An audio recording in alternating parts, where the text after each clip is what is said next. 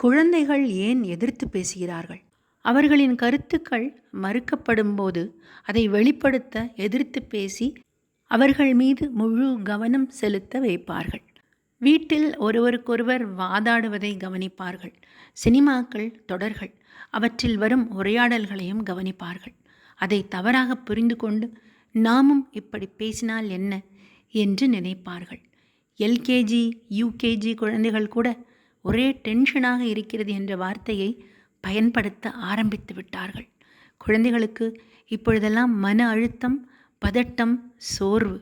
இந்த காரணத்தினால் மௌனம் சாதிக்க ஆரம்பித்து அடம்பிடிக்கவும் ஆரம்பித்து விடுகிறார்கள்.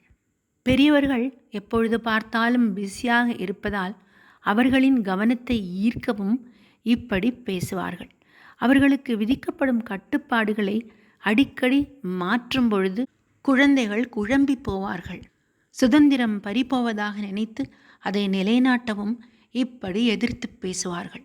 அவர்களுக்கு உள்ள உரிமையை நிலைநாட்டவும் நம்முடைய கவனத்தை அவர்களின் பால் ஈர்க்கவும் அழுகையாகவும் கோபமாகவும் வெளிப்படுத்துவார்கள்.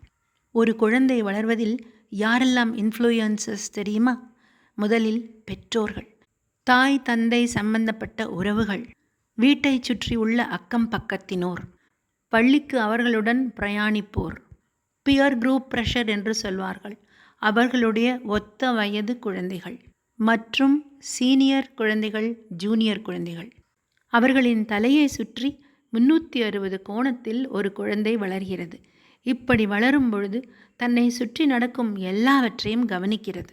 பெற்றோருக்கும் குழந்தைக்கும் இடையிலான தொடர்பு குறையும் பொழுது இந்த பிரச்சனைகள் இன்னும் அதிகமாகலாம்.